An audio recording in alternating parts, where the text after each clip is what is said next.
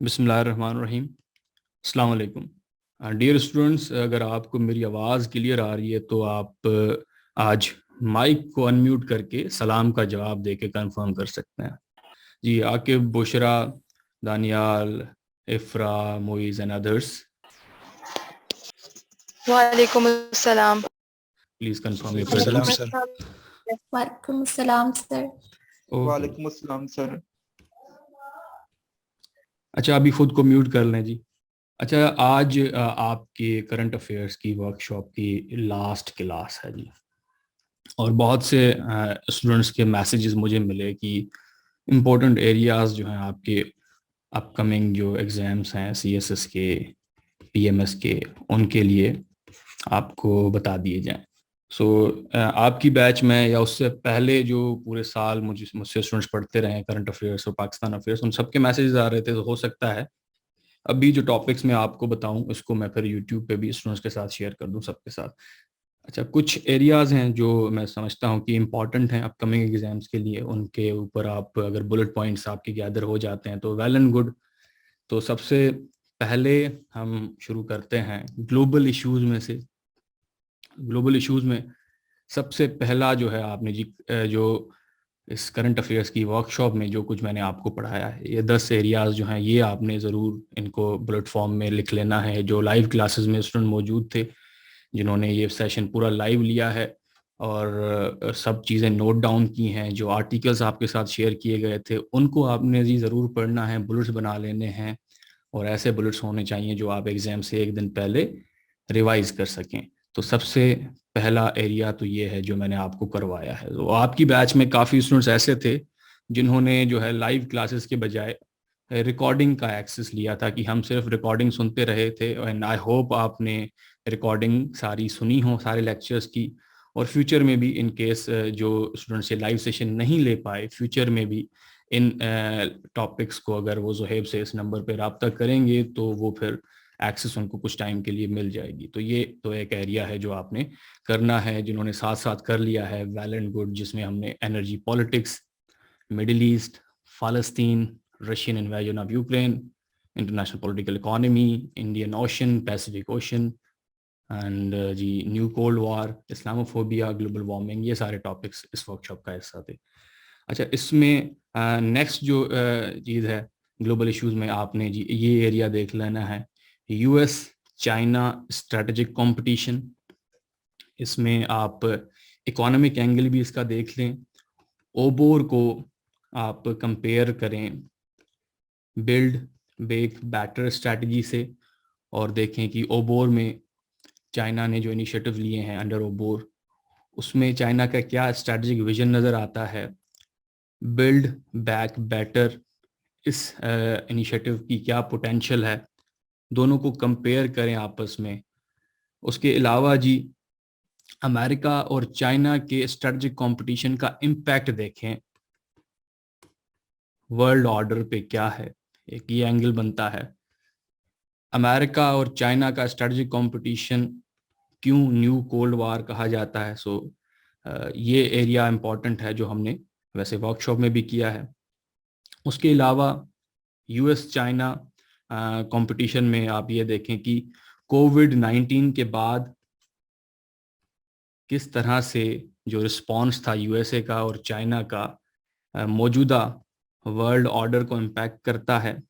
You S China strategic competition میں آپ دیکھیں کہ ساؤتھ چائنا سی میں چائنا کی کیا assertive پالیسی ہے، چائنا کے کیا گولز ہیں، اور امریکہ کے انٹرسٹ کیا ہیں اس ریجن میں. اس کے علاوہ یو ایس چائنا کمپٹیشن میں آپ یہ بھی دیکھیں کہ گلوبلائزیشن 2.0 ہم کسے کہتے ہیں، اور فیوچر آف گلوبلائزیشن ہمیں کیا نظر آتا ہے، اور فیوچر آف گلوبلائزیشن میں چائنیز کنسنسس کہاں پہ ایگزسٹ کرتا ہے، واشنگٹن کنسنسس کیا ہے، چائنیز کنسنسس کیا ہے، کمپیئر کریں دونوں کو. تو یہ ایک ایریا ہے.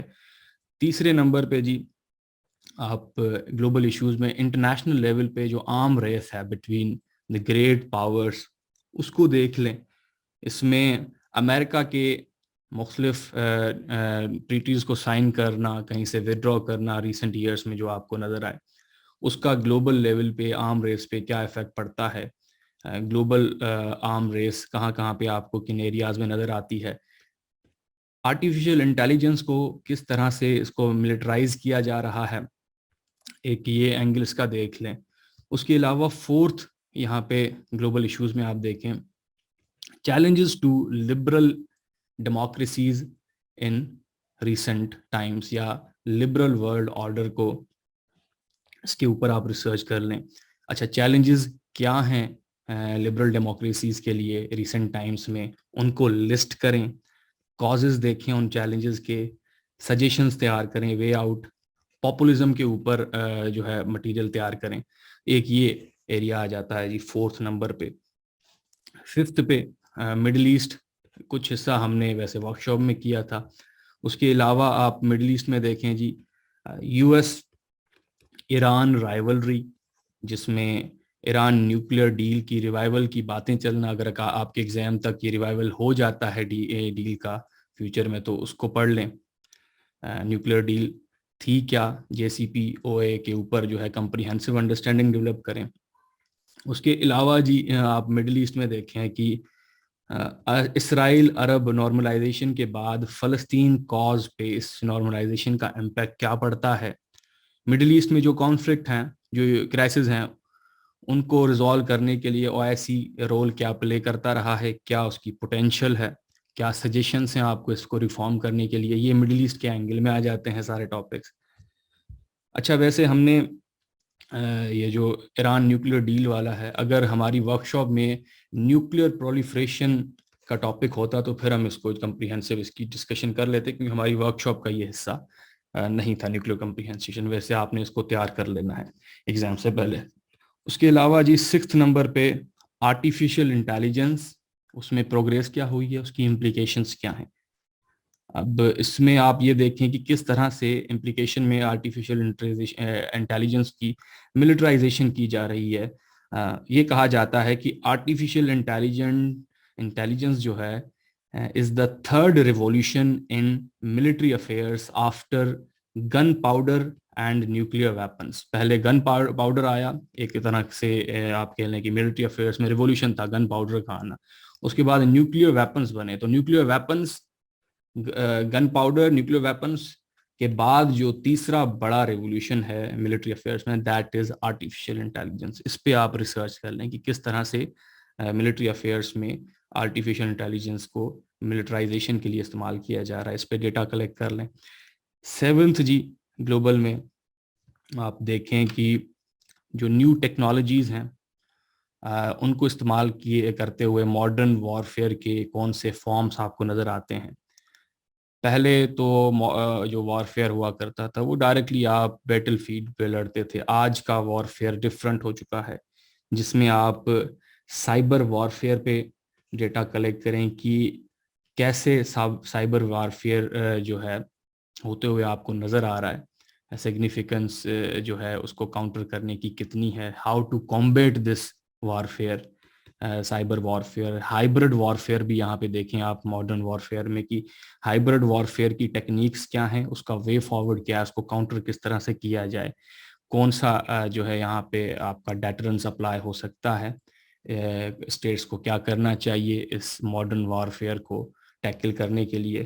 یہ چند ایریاز ہیں جی گلوبل ایشوز میں نے آپ کو بتائے ہیں جن کو آپ ایگزام سے پہلے کور کر لیں. نیکسٹ یہاں پہ ریجنل، یہ جی پاکستان، افغانستان، انڈیا اور باقی ریجنل ساؤتھ ایشیا کے جو کنٹریز ہیں، یہاں پہ کچھ ایشوز ہیں جو اس ریجن میں موجود ہیں، ان کو آپ نے ایگزام سے پہلے تیار کر لینا ہے، جس میں سب سے پہلے کشمیر ایشو.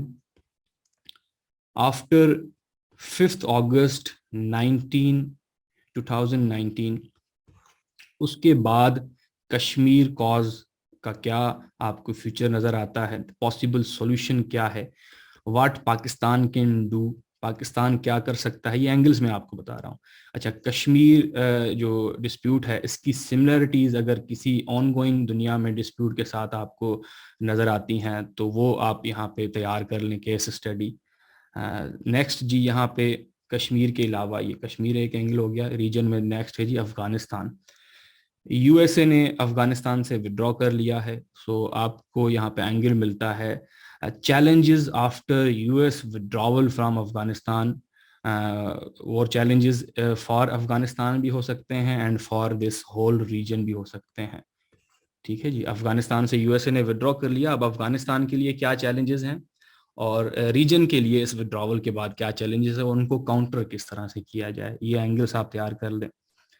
اس کے علاوہ ہمارے پاس ہے جی انڈو یو ایس پارٹنرشپ, امریکہ اور یو ایس اے کا جو ایک طرح سے ریلیشن ہے, اس میں آپ دیکھیں کہ کون سے نیو ایگریمنٹس ہوئے ہیں, تھوڑی سی ہسٹری بھی اس کی دیکھ لیں. امریکہ اور انڈیا, میں نے یو ایس بول دیا, اچھا یہ امریکہ اور انڈیا کی جو پارٹنرشپ ہے اس کا ایفیکٹ کیا ہوتا ہے, امپیکٹ کیا ہوتا ہے اس پورے ریجن پہ, یہ آپ دیکھ لیں. ان کے نیو ایگریمنٹس کیا ہوئے ہیں, ڈیفنس ایگریمنٹس کیا ہوئے ہیں, جو میں نے ویسے ڈسکشن میں ایک ورک شاپ میں آپ کے ساتھ کافی چیزیں ڈسکس بھی کی ہیں. اس کے علاوہ ان پہ آپ براڈ انڈرسٹینڈنگ ڈیولپ کریں, کیونکہ ورک شاپ تھی ہماری, یہ پورا کورس نہیں تھا, تو میں نے سمجھا کہ آپ کو کچھ ڈائمینشنز دے دی جائیں جن پہ آپ آگے کام کرتے رہیں. ٹھیک ہے جی, انڈو یو ایس پارٹنرشپ, ایک تو ان کے ایگریمنٹس, ان کی کلوز ریلیشن کا امپیکٹ اس پورے ریجن پہ کیا پڑتا ہے, اور امریکہ اینڈ انڈیا کا تعلقات میں جو گہرائی آئی ہے اس کا اثر یو ایس اور پاکستان کے ریلیشن پہ کیا پڑتا ہے, پاکستان اور چائنا کے ریلیشن پہ کیا پڑتا ہے, یہ دیکھیں. امریکہ اور انڈیا کے کلوز ریلیشن کا اثر انڈین اوشن کے اوپر کیا پڑتا ہے, ویسے ہم نے یہ دیکھ لیا ہے انڈین اوشن کے لیکچر میں, آپ نے اس کو تیار کر کے رکھنا ہے. نیکسٹ یہاں پہ جی ریجنل آپ کا جو ایک ایشو ہے that is water conflict. Water conflict میں آپ دیکھیں کہ کرنٹ واٹر کی سچویشن کیا ہے پاکستان میں, اس کے ریزنز کیا ہیں واٹر کرائسس کے.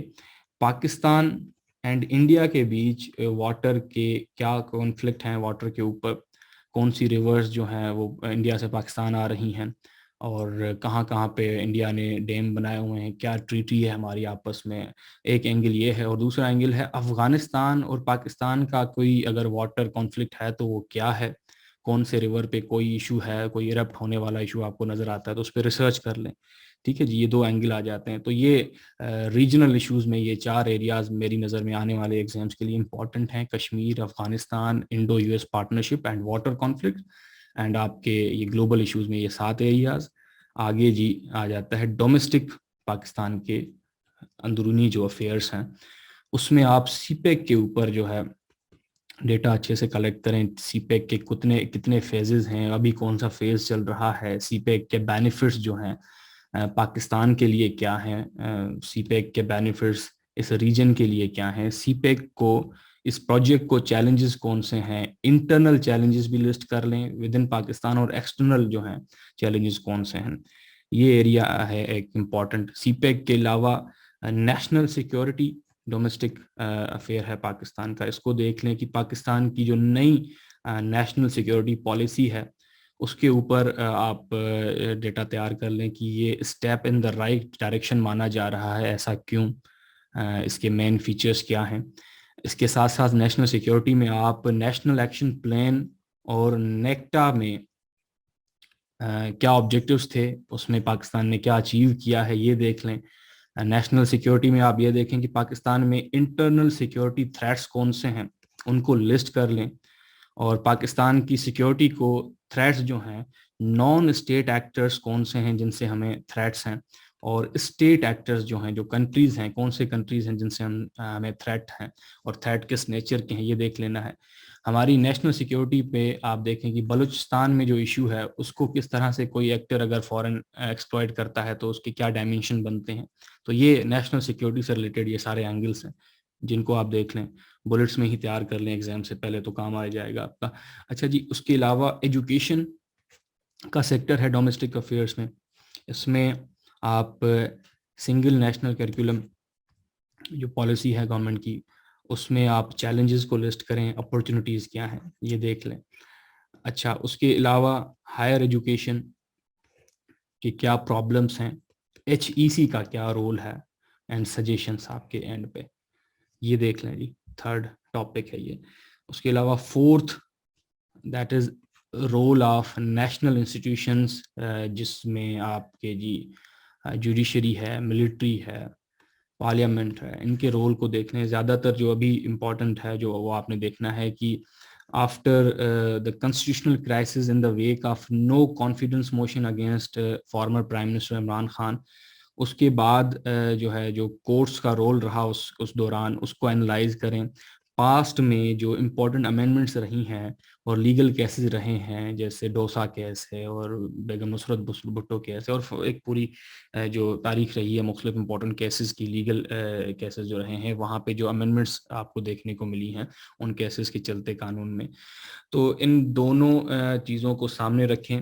ایک الیکٹڈ انسٹیٹیوشنز ہیں جو آپ کا پارلیمنٹ ہے، اور اس کے برعکس جو ہیں نان الیکٹڈ انسٹیٹیوشنز ہیں، ملٹری اور کورٹ، ان کے آپس میں جو ہیں کیا جو ہے تعلقات رہے ہیں مختلف ٹائمز میں، اور آج کی ڈیٹ میں کیا رول ہونا چاہیے. اس پہ کرٹیکل انڈرسٹینڈنگ ڈیولپ کرنے کا مٹیریل کہیں سے مل جاتا ہے تو کر لیں.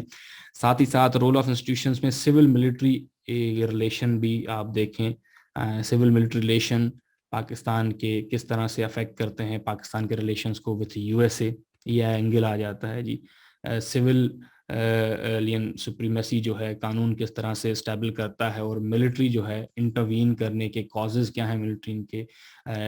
ایک فنامنا مانا جاتا ہے کہ بوناپارٹسٹ ٹینڈنسیز ہیں ملٹری آفیشلز میں، اس کی وجہ سے وہ انٹروین کرتے ہیں. قانوناً ان کی ریسٹرکشنز کتنی ہیں، ان کے ایمبٹ کتنا ہے، اور وہ کیا کیا طریقوں سے کیسے انٹروین کرتے ہیں، اس پہ جو ہے مٹیریل گیدر کر لیں. ایک یہ اینگل آ جاتا ہے. فورتھ پہ جی، ففتھ پہ یہ رول آف انسٹیٹیوشنز کے بعد آپ گورننس ماڈل کے اوپر، جس میں پریزیڈینشل ورسز پارلیمنٹری سسٹم، آپ جس سائیڈ کے حق میں ہیں اس پہ ڈیٹا جو ہے آپ اتنا زیادہ ایویڈنس کے ساتھ کلیکٹ کریں. گورننس ماڈل میں آپ یہ بھی بتائیں کہ گورننس کو کس طرح سے امپروو کیا جائے، لسٹ آف سجیشنس ہو آپ کے پاس. اینڈ کرپشن کا اینگل ہے اس میں کہ how to eliminate corruption strategies.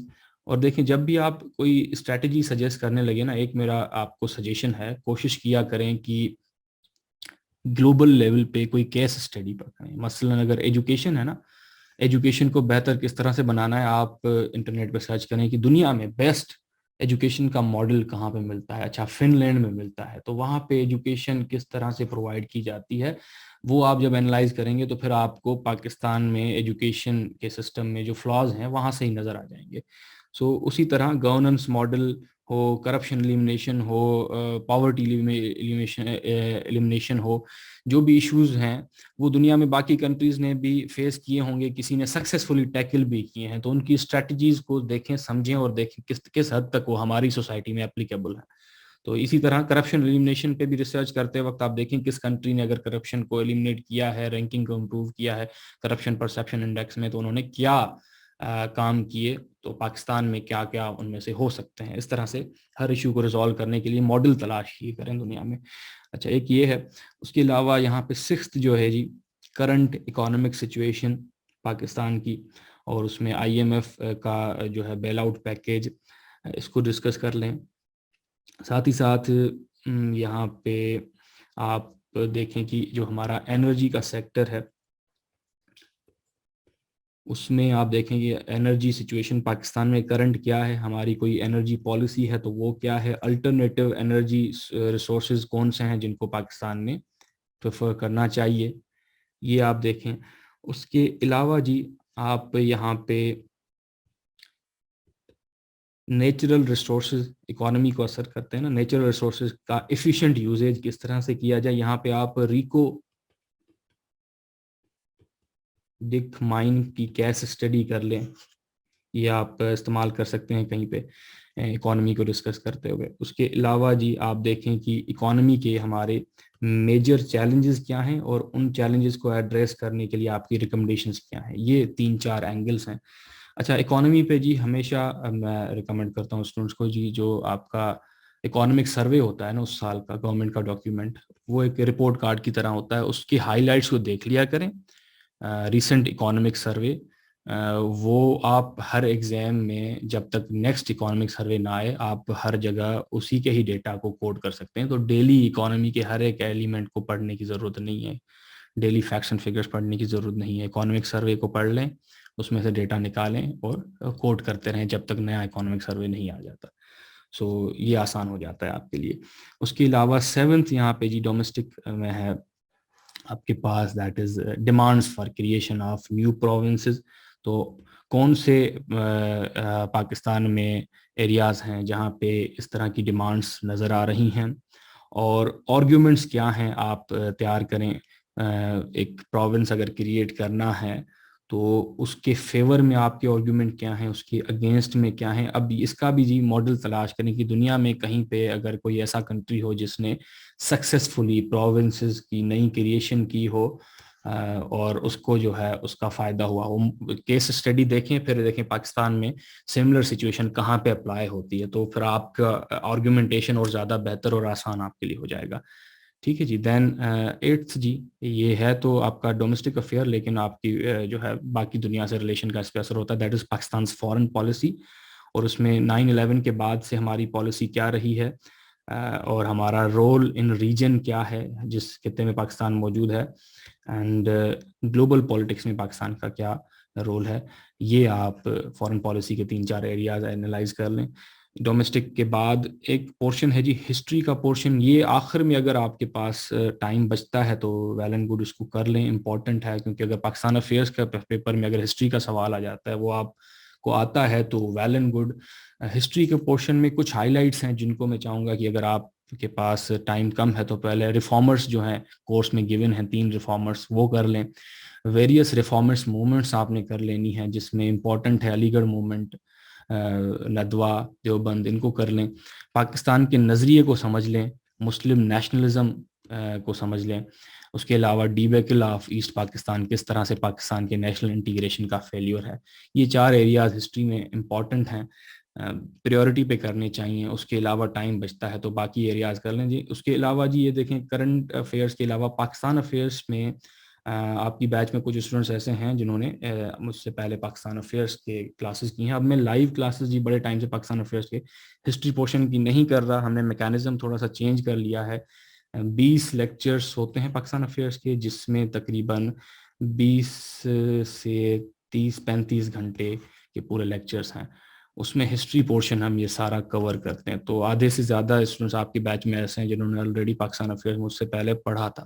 So in case اگر آپ کے فیوچر میں ایگزامس ہیں, بڑے ٹائم کے بعد آنے والے ایگزامس میں وہ اپیئر نہیں ہو رہے, تو آپ زہیب سے رابطہ کر کے پاکستان افیئرس کے ریکارڈڈ لیکچرز کے لیے انرول کر سکتے ہیں. آپ کو ایک ڈیوریشن کے لیے ایکسیس مل جائے گا, جس میں آپ ہسٹری کا پورشن جو ہے اپنے پیس کے حساب سے کر لیں گے. پاکستان افیئرس کی بیچ میں صرف ہسٹری پڑھاتا ہوں, آئی ریپیٹ, ہسٹری کے علاوہ جو بھی ٹاپکس ہیں وہ میں کرنٹ افیئرس کے فل فلیج بیچ میں الگ پڑھاتا ہوں. کوئی ٹائم ایسا تھا کہ جب بیچز ہم ساتھ کنڈکٹ کر رہے تھے, کرنٹ افیئرس اور پاکستان افیئرس, تو 2 سے 3 منتھ کا سیشن ہو جاتا تھا, تو میرے لیے بھی تھوڑا سا ٹیڈیس ہو جاتا تھا اسے سنبھالنا.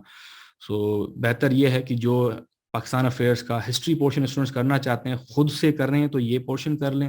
اگر ڈیٹیل سے انہیں ہسٹری پورشن کرنا ہے جنہوں نے مجھ سے پہلے نہیں پڑھا, تو آپ کے لیے یہ ہے اسٹوڈنٹس کے لیے کہ آپ کو پاکستان افیئرس کے کورس کا ایکسیس مل جائے گا. اس کے لیے آپ زہیب سے رابطہ کر کے انرول ہو سکتے ہیں. تو یہ کچھ ایریاز تھے جی جو میں نے سمجھے کہ آپ کو بتانے امپورٹنٹ ہیں آپ کی پریپریشن میں. ان کو آپ انکلکیٹ کریں اور آگے بڑھیں.